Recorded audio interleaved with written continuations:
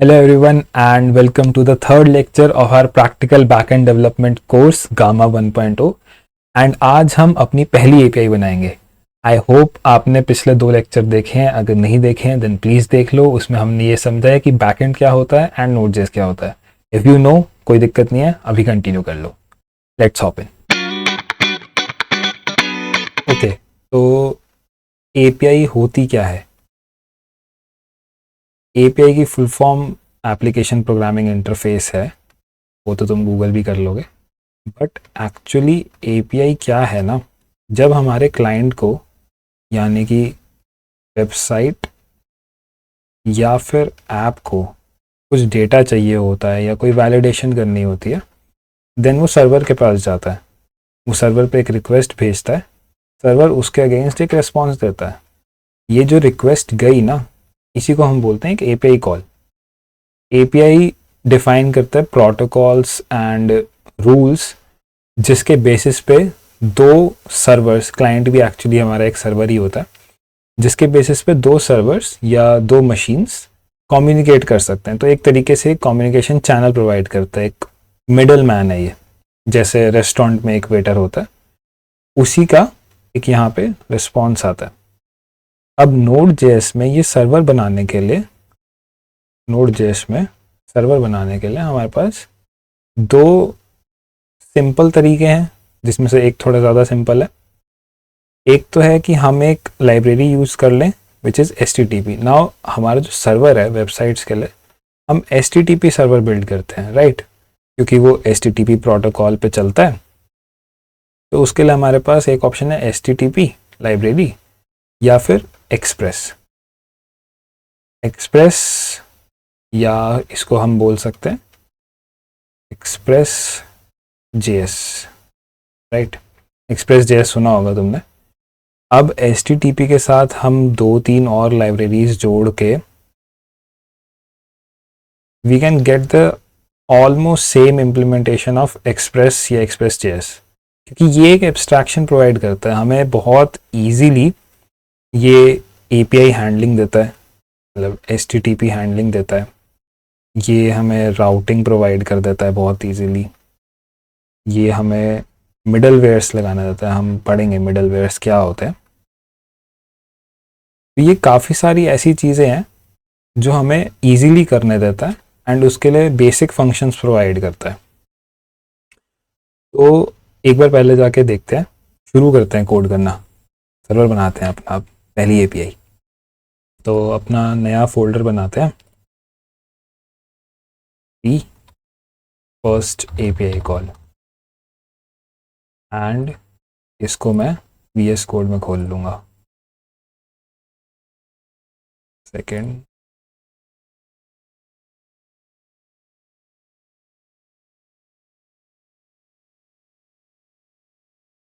को पायलट को स्नूज कर देते हैं। तो अब हमने अपना प्रोजेक्ट बना, मतलब अपना फोल्डर बना लिया। अब इसके अंदर टर्मिनल खोलते हैं एंड नोड प्रोजेक्ट को स्टार्ट करने के लिए npm init -y। -y से क्या होगा चलो दिखा दो। npm init करोगे तो ये तुमसे पूछेगा package name, version, description, entry point, test command, keyword, author, license. Okay, ये एक पैकेज .json बनाएगा। अगर तुम इतना कुछ नहीं करना चाहते, npm init -y ये डायरेक्टली पैकेज .json बना देगा, जो कि तुम एंटर कर करके बनाते। तो अब इसमें हम कन्वेंशनली नाम रखते हैं index.js या फिर server.js। मेरे को index.js पसंद है, ये रखूँगा। तुम्हें जो पसंद हो तुम रख सकते हो, कोई दिक्कत नहीं है। app.js रख लो, कुछ भी रख लो। अब जब हमने बात करी थी कि हम एक्सप्रेस का यूज़ करेंगे, तो एक्सप्रेस का यूज़ कैसे करेंगे?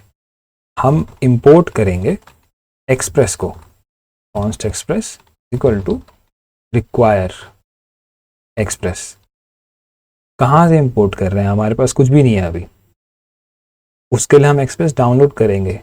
हमने पिछली वीडियो में देखा था कि हमने नोड एंड npm दोनों के वर्जन चेक किए थे। npm हमारा नोड पैकेज मैनेजर है, इससे हम चीज़ें डाउनलोड कर सकते हैं। विल डू npm i को भी फुल फॉर्म करते हैं। npm install express, ये हम अपने टर्मिनल में रखेंगे एंड हो गया। यहाँ पे एक नोड मॉड्यूल्स का पैकेज बना है, एडेड 65 पैकेजेस, इसके अंदर बहुत कुछ मिलता है हमें। यहाँ पे एक पैकेज लॉग डॉट जेसन होगा, इसको तुम अभी इग्नोर कर सकते हो, बस अपने पैकेज डॉट जेसन पे ध्यान दो। यहाँ पे डिपेंडेंसीज में एक्सप्रेस आ गया, तो इसका मतलब हमें एक्सप्रेस मिल जाएगा, राइट। एक्सप्रेस से क्या करते हैं, हम अपनी ऐप बनाते हैं, या तुम इसको सर्वर बोल लो, on server is equal to express. अब यहाँ पे हमने क्या किया है, हमने एक फंक्शन इंपोर्ट किया एक्सप्रेस लाइब्रेरी से, जिसको हमने कॉल करके अपना सर्वर बनाया। अब इंपोर्ट करने के और भी तरीके होते हैं, ये तो एक तुम समझ गए कि रिक्वायर करो एंड पैकेज का नाम लिख दो। सेकेंड वे इज हम यूज कर सकते हैं, ओके, इसको हम बोलते हैं कॉमन जेएस मॉड्यूलिंग। ये पहले यूज होती थी, अब एक नई चीज़ आई है। तुम्हें क्या करना है, पैकेज डॉट जेसन में जाके यहाँ पे टाइप को मॉड्यूल सेट करना देगा। यहाँ पे कॉमन जेएस है जो बाय डिफ़ॉल्ट होता है, डिफ़ॉल्ट वैल्यू कॉमन जेएस। यहाँ पे तुम इसको मॉड्यूल कर दो। मॉड्यूल कर दोगे, तुम्हें ऐसे नहीं इंपोर्ट करना, अब तुम करोगे इंपोर्ट एक्सप्रेस फ्रॉम एक्सप्रेस। अब ये क्यों, वैसे अगर तुमने रिएक्ट में काम किया होगा देन रिएक्ट में भी हम ऐसे ही इंपोर्ट करते हैं चीज़ें, एंड ये नया तरीका है। ये मैंने पढ़ा था कि ज़्यादा परफॉर्मेंस देता है, मैंने इस पर डीप रिसर्च नहीं करी, बट मैंने देखा था। एंड बस यही है, रिएक्ट और नोड तुम्हारे एक जैसे हो जाएंगे, तो मैं भी यही प्रेफर करता हूँ। अब जब तुमने इसको इंपोर्ट कर लिया, सर्वर बना लिया, अब क्या करोगे, अब हमें यहाँ पे एपीआई कॉल चाहिए। एपीआई कॉल कैसे होती है, एक बार वापस नोट्स में चलते हैं। जब तुम्हारा क्लाइंट एक्सेस करना चाहता है, मतलब रिक्वेस्ट भेजना चाहता है तुम्हारे सर्वर को, तो उसे कैसे पता कि तुम्हारा सर्वर कहाँ है। अब कुछ लोग डीएनएस बोल सकते हैं, बट एक्चुअली तुम्हारा होस्ट यानी तुम्हारा आईपी एड्रेस लिख देते हैं। आईपी एंड पोर्ट, इन दोनों के कॉम्बिनेशन से तुम डिफाइन करते हो कि तुम्हारा सर्वर कहाँ पे रन हो रहा है। ओके, एंड पोर्ट तुम लोगों ने सुने होंगे ज़्यादातर, अगर एक्चुअल वाला नहीं पता, जो हम जिसकी यहाँ पे बात कर रहे हैं, देन तुमने सुना होगा ethernet port, USB port, audio jack. जब हम लैपटॉप बाय करने जाते हैं देन ये सारे पोर्ट्स हम देखते हैं, बट ये वो वाला पोर्ट नहीं है। ये होते हैं हमारे लॉजिकल पोर्ट्स। लॉजिकल पोर्ट्स क्या होते हैं, जो फिजिकली एग्जिस्ट नहीं करते तुम्हारी मशीन पे। ये क्या डिफाइन करते हैं कि तुम्हारी मशीन कितने कनेक्शंस बना सकती है या कितने सर्विसेज प्रोवाइड कर सकती है। जैसे तुम्हारा सर्वर है, तो यहाँ पे मल्टीपल पोर्ट्स हैं जिनके मल्टीपल यूसेजेस हैं। वैसे तुम्हारे पोर्ट्स होते हैं 65535, ये तुमसे कोई नहीं पूछेगा कभी, बट मैंने बता दिया कि तुम्हारे इतने पोर्ट्स होते हैं एक मशीन पे। हर मशीन पे इतने ही लॉजिकल पोर्ट्स होते हैं, जिसमें से 1 to 1023 पोर्ट्स नंबर जो होता है, ये तुम्हारे होते हैं वेल नोन। सेकेंड, जो 1 to 1023 होते हैं पोर्ट्स, इनको हम बोलते हैं वेल नोन पोर्ट्स। ये कहाँ पे यूज़ होते हैं, जैसे पोर्ट 80 तुम्हारा HTTP कनेक्शंस के लिए यूज़ होता है। पोर्ट 443 तुम्हारा HTTPS कनेक्शंस के लिए यूज़ होता है। पोर्ट 25 तुम्हारा SMTP कनेक्शंस के लिए यूज़ होता है। पोर्ट 22 तुम्हारा SSH कनेक्शंस के लिए यूज़ होता है। SMTP simple message transport protocol and this is secure shell. इससे तुम मैसेजेस भेज सकते हो, इससे तुम कनेक्शंस बना सकते हो, बट ये बाद में कभी सीख लेंगे। हम जब अपना सर्वर चलाते हैं तो हमें भी एक पोर्ट बताना पड़ता है कि हमारे इस सीपीयू पे कौन से पोर्ट पे ये नोड जेएस का सर्वर चलेगा। इसके लिए हम डिफाइन अक्सर करते हैं 3000, 5000 या 8888, 8000, मतलब तुम कुछ भी कर सकते हो। लेकिन अगर तुम्हें इसमें से किसी को चाहिए, इसमें से कोई पोर्ट चाहते हो, then you need admin access. हर बार तुम्हें एडमिन एक्सेस देना पड़ेगा उस सर्वर को रन करने के लिए। सो आई वुड रिकमेंड कि तुम इनमें से कोई यूज़ कर लो, ज़्यादा सही है। पोर्ट्स तुम समझिए, लॉजिकल पोर्ट्स होते हैं, इतने पोर्ट्स होते हैं, एंड ये वेल नोन पोर्ट्स होते हैं हमारे। तो जब हम एक सर्वर बनाते हैं, अभी के लिए हम उसको लोकल होस्ट पे चलाएंगे। Local host is, what is local host? Local host is तुम्हारा पीसी या लैपटॉप, इस पे भी तुम बनाओगे, वो तुम्हारा लोकल होस्ट है जो लोकली चल रहा है। एंड हम पोर्ट यूज़ करेंगे 3000 फॉर नाउ, तुम कुछ और भी रख सकते हो।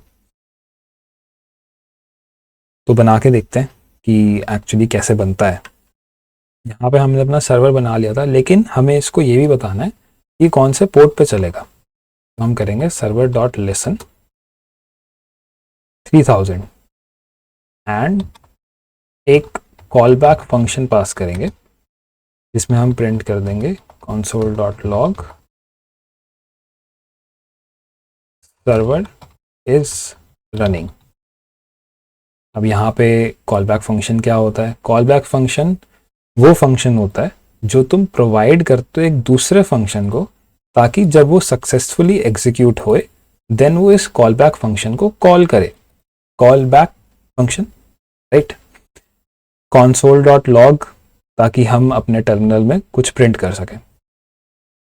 अब इस फाइल को रन करने के लिए व्हाट विल डू, हम करेंगे node index.js। हमारा प्रिंट हो गया, सर्वर इज रनिंग। तो यानी हमारा सर्वर चल रहा है, पोर्ट 3000 पे चल रहा है, हमारे लोकल होस्ट पे। ठीक है, हमने अपना सर्वर रन कर लिया। अब हम अपनी एपीआई कॉल करेंगे। एपीआई हम कैसे बनाते हैं? Server dot gate. I hope तुमने 8th 9th में कंप्यूटर में देखा होगा, कंप्यूटर क्लासेस में, कि गेट पोस्ट क्या होता है। गेट एपीआईज होती हैं ताकि तुम कुछ गेट कर सको, मतलब तुम्हारे क्लाइंट को डेटा चाहिए देन हम मोस्टली गेट यूज़ करते हैं। अगर तुम्हारा क्लाइंट कोई डेटा सेव करना चाहता है सर्वर पे देन हम पोस्ट यूज़ करते हैं। अगर हम चाहते हैं कुछ अपडेट हो डेटाबेस में या सर्वर में देन हम पुट यूज़ करते हैं। तो एक बार गेट एपीआई चलाते हैं एंड इसके भी हम रिस्पॉन्स में क्या देंगे। अब यहाँ पे जब हम एक एपीआई की बात कर रहे हैं देन हमें मिलते हैं दो ऑब्जेक्ट्स, एक रिक्वेस्ट एक रिस्पॉन्स, राइट? हम रिस्पॉन्स डॉट स्टेटस 200 देंगे विद जेसन, इसमें जाएगा सक्सेस ट्रू। बताऊंगा मैं क्या कर रहा हूँ। Message you got the response. यहाँ पे हमने क्या किया, जो हमारे पास रिस्पॉन्स ऑब्जेक्ट हमें मिलता है उसमें हमने स्टेटस कोड डाला 200। स्टेटस कोड्स क्या होते हैं? HTTP स्टेटस कोड्स डिफाइंड है एक्शंस के लिए। तुम कुछ भी दे सकते हो, उससे कुछ दिक्कत नहीं होगी, बट ये भी एक कन्वेंशन है कि तुम 200 देते हो फॉर ओके, 201 देते हो जब कुछ क्रिएट होता है, 401 देते हो जब अ पर्सन इज अनऑथेंटिकेटेड, 403 देते हो व्हेन ही इज अनऑथराइज्ड। मतलब अनऑथेंटिकेटेड मतलब वो एक्सेस कर ही नहीं सकता, अनऑथराइज्ड मतलब वो कुछ एक्सेस कर सकता है बट वो जो चाहता है वो नहीं एक्सेस कर सकता। 500 इंटरनल सर्वर एरर, सर्वर फट गया है, कुछ तो बहुत बड़ी दिक्कत है। एंड इसको टेस्ट कैसे करें? पहले तो इसको सेव करो, यहाँ से रिमूव करो and node.index.js server is running. अब इसको टेस्ट करने का एक बहुत सिंपल तरीका है, क्योंकि ये गेट एपीआई है तो हम इसको अपने ब्राउज़र से भी टेस्ट कर सकते हैं। मैं तुम्हें ब्राउज़र पर रन करके दिखाता हूँ इसको। हम यहाँ पे आए देगा local host not 5000, local host 3000। हमें क्या मिला? Success true message, you got the response. अब यहाँ पे बिना कुछ लिखे कैसे आ गया, क्या हो गया, कौन सी एपीआई कॉल हुई? हमने एपीआई में कुछ डाला ही नहीं। अगर हम यहाँ पर डालेंगे हाय, तो हमें यहाँ पे पाथ चाहिए होगा हाय, कैन नॉट गेट हाय, क्योंकि हमने सर्वर को दोबारा रन नहीं किया। Running, refresh, you got the response. ये क्या है? ये जेसॉन है। जेसॉन में हम डेटा लेते हैं देते हैं। अब पहले एक्सएमएल भी चलता था, बट अब हम जेसॉन यूज़ करते हैं। यहाँ पे की वैल्यू पेयर्स होते हैं जो बहुत ईजी कर देते हैं कोई भी रिक्वेस्ट या रिस्पॉन्स को पढ़ना एंड भेजना। एक्सएमएल से थोड़ा लाइट है ये, अगर तुम पढ़ना चाहो एक्सएमएल के बारे में हम आगे देखेंगे। अब हमने अपनी पहली एपीआई कॉल कर ली, कॉन्ग्रेचुलेशंस। यहाँ पे सेमीकोलन लगाओ ना लगाओ फर्क नहीं पड़ता। हमने अपनी पहली एपीआई कॉल कर ली है। एक पोस्ट एपीआई भी कॉल करते हैं, क्योंकि ये तो बहुत सिंपल हो गया ना। अब पोस्ट एपीआई में क्या करें? ओके, तो हमारी रिकॉर्डिंग में कुछ दिक्कत आ गई थी, इसकी वजह से मैं बस बीच में पार्ट दोबारा रिकॉर्ड कर रहा हूँ। तो हमने ये रिस्पॉन्स देखा था कि success true message, you got the response. अब यहाँ पे जो ये दिख रहा है, दिस इज जेसन। जेसन क्या होती है एक बार मैं सर्च करके दिखाता हूँ। JSON is JavaScript object notation. ये lightweight human readable text based format for data exchange है। डेटा एक्सचेंज किसके बीच में? क्लाइंट एंड सर्वर के बीच में। तो इसी की तरह XML भी होता है। XML is extensible markup language. ये भी डेटा एक्सचेंज करने के लिए होता है between the client and the server. ये दोनों दिखते कैसे हैं मैं तुम्हें दिखा देता हूँ। XML कुछ ऐसा दिखता है कि ये इसकी पहली डिफ़ॉल्ट लाइन होती है, देन उसके बाद डेटा सेट, ये उसके बाद डेटा है, building ID is this, address, उसके अंदर address, city is this, location के अंदर लॉन्गिट्यूड एंड लैटिट्यूड। एंड अगर ऐसे ही मैं तुम्हें जेसन दिखाऊं, then JSON is something like this.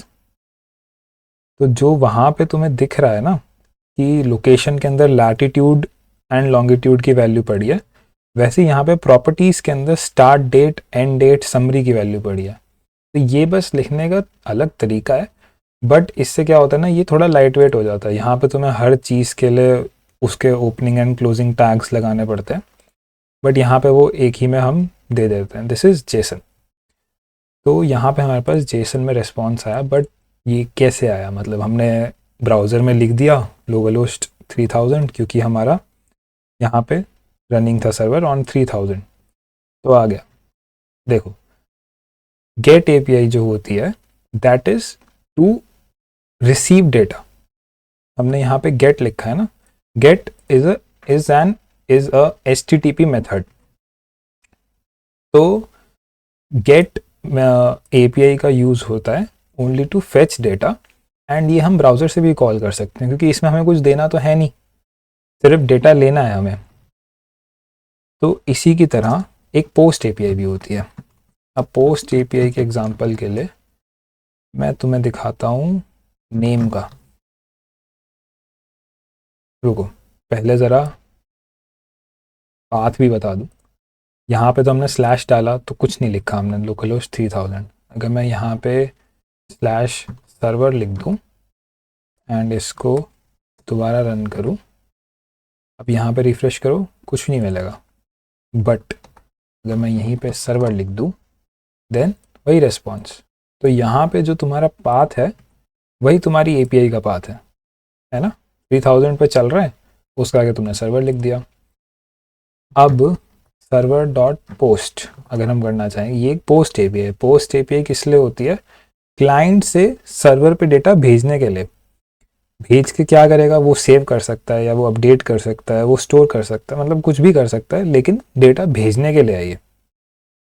अब अगर हम एक वेरिएबल ले लें नेम, इसको सेट करते हैं इससे। मान लो मैंने एक पोस्ट एपीआई बना दी नेम, रिक्वेस्ट एंड रिस्पॉन्स। यहाँ पे हम क्या कर देंगे? Name is equal to request dot query dot name. Query क्या होती है लोगों बता दो। जैसे यहाँ पे मैंने लिखा question mark name is equal to Jitesh, this is a query parameter. जो तुम्हारे क्वेश्चन मार्क के बाद ऐसे की वैल्यू पेयर्स बनते हैं, दिस इज क्वेरी पैरामीटर। यहाँ पे ये की है एंड दिस इज वैल्यू। ठीक है, तो यहीं से हमने निकाल लिया। फिर response dot status 200 and Jason is success true, message will be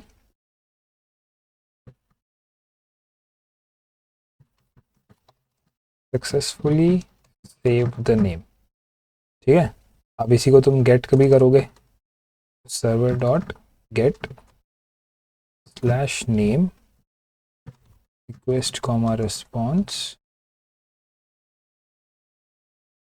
dot status 200। ऐसे आई थिंक मैंने ये बताया होगा कि स्टेटस कोड्स क्या होते हैं। ये बस ये दिखाने के लिए होते हैं कि हमने जो प्रोसेसिंग करी है बैकएंड पे उससे क्या किस तरीके का रिस्पॉन्स आया है। जैसे 200 का मतलब सक्सेस होता है, 201 का मतलब क्रिएटेड होता है, मतलब ओके होता है 200 का मतलब, 201 का मतलब क्रिएटेड। 400 होते हैं कुछ एरर्स के, जैसे बैड रिक्वेस्ट होता है कि हमारे पास गलत रिक्वेस्ट आई है। 401 is unauthenticated, 403 is forbidden, 500 is internal server error. सब पढ़ गया। Status true, message will be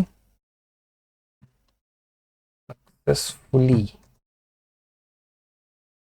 fetched the name, data is name। वैसे गेट को ऊपर रख लेते हैं, थिंक मैंने उस वक्त ऊपर रखा था। ठीक है, अब इसको दोबारा से रन करते हैं एंड यहाँ पे अगर मैं नेम लिख दूँ, to successfully fetch the name and data is empty string, क्योंकि हमने नेम सेट नहीं किया। सेट हम करेंगे पोस्ट एपीआई कॉल करके एंड उसके लिए हमें ब्राउज़र से तो कर नहीं सकते, हमें पोस्टमैन डाउनलोड करना होगा। तुम भी इसको डाउनलोड कर सकते हो, यहाँ से ये डाउनलोड हो जाएगा, फ्री है। एंड मैं ये तुम्हें पोस्टमैन में एपीआई रन करके दिखाता हूँ अभी वाली।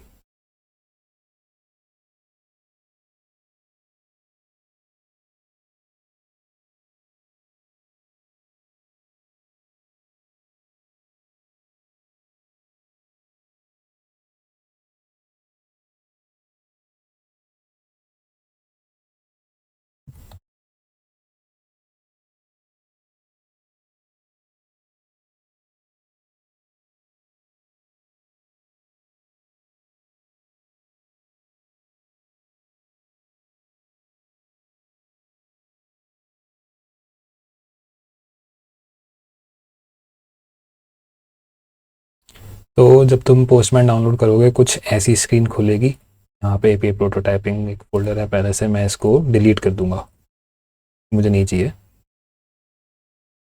डिलीट एंड हम यहाँ पे एक न्यू कलेक्शन बनाएंगे, बैंक कलेक्शन टेस्टिंग एपीआईज। यहाँ पे ऐड रिक्वेस्ट। अब यहाँ पे तुम अपना यूआरएल डाल सकते हो, क्योंकि हम एचटीटीपी प्रोटोकॉल यूज़ कर रहे हैं तो it will be http://localhost 3000। High चला के देख लेते हैं and yes, success true, you got the response. अब नेम चला के देखते हैं, नथिंग, कुछ नहीं मिला हमें। ठीक है, यही सेम चीज़ हमने देखी थी, इसको हम नाम दे देंगे गेट नेम। अब एक और एपीआई बनाते हैं which will be set name। ये हमारी पोस्ट एपीआई है विद सेम यूआरएल, है ना। अब हमने क्या यूज़ किया था वहाँ पे, क्वेरी पैरामीटर्स। क्वेरी पैरामीटर्स क्या होते हैं, यहाँ पे तुम्हें ये पैराम्स दिख रहे होंगे, मुझे नहीं पता मैं पहले से यहाँ पे था या क्लिक किया। यहाँ पे से तुम क्वेरी पैरामीटर्स ऐड कर सकते हो। तुमने वैसे भी देखा होगा अमेजॉन लिंक्स में, जब तुम बहुत बड़ा लिंक कॉपी करते हो देन उसको क्वेश्चन मार्क तक डिलीट कर देते हो, क्वेश्चन मार्क के आगे जितना भी होता है क्वेरी पैरामीटर्स होता है, अक्सर तुम्हें उसकी ज़रूरत नहीं पड़ती। अब यहाँ पे हम क्या ले रहे थे, नेम। वेट, मैं वहाँ पे जाके दिखा दूँ। यहाँ पे हमने क्या लिया है, नेम लिया है, क्वेरी डॉट नेम है ना। रिक्वेस्ट डॉट क्वेरी से हम सारे क्वेरी पैरामीटर्स एक्सेस करते हैं, उसके आगे डॉट नेम लगाओगे, देन नेम जो की है उसकी वैल्यू को एक्सेस करके हम इसमें सेट कर रहे होंगे। अब इसको वहां पे देखते हैं, पोस्टमैन, यहां से सेट नेम में हमने नेम में डाल दिया जितेश, इसको सेंड किया, ये गेट था। यहां से हमने पोस्ट किया एंड नेम सेट सक्सेसफुल। अब पूरा दोबारा से गेट करते हैं, हमारे पास जितेश आ गया। तो क्लाइंट के पास क्या काम रहा, बस गेट एपीआई कॉल करो, खाली आया, सेट एपीआई कॉल करो, सेट से फिर दोबारा से गेट कॉल करो, तुम्हारे पास डेटा आ गया। अब यहाँ पे डेटा को पॉपुलेट करना यानी डेटा को सेट करना सर्वर का काम है, यूजर को शो करना क्लाइंट का काम है, एंड बीच में जितनी कम्युनिकेशन है वो एपीआईज का काम है ना। रेस्टोरेंट में वेटर्स जो काम कर रहे हैं वो एपीआईज काम करती हैं। अब यहाँ पे एक तीसरी भी देख लेते हैं, जब इतनी बना ही ली है तो एक और बना लेते हैं, server dot put, sorry screen share नहीं थी।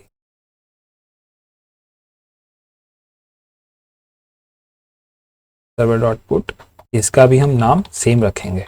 अब तुम्हें ये भी लग सकता है कि बार बार एक ही जगह पे तो कॉल हो रही है, लेकिन अगर तुम्हारे मेथड्स डिफरेंट हैं तो तुम सेम नाम भी रख सकते हो, ठीक है। It will be request and response. अब तुम क्या करोगे, तुम्हें पुट करना है यानी तुम्हें अपडेट करना है, दोबारा से निकाल लो, request dot query dot name and response status 100 JSON success true, message name update successful, ठीक है। अब इसको दोबारा से रन करते हैं। अब यहाँ पे हम एक और रिक्वेस्ट बनाएंगे विच विल बी पुट, दोबारा से वही यूआरएल है, पुट कर लेते हैं।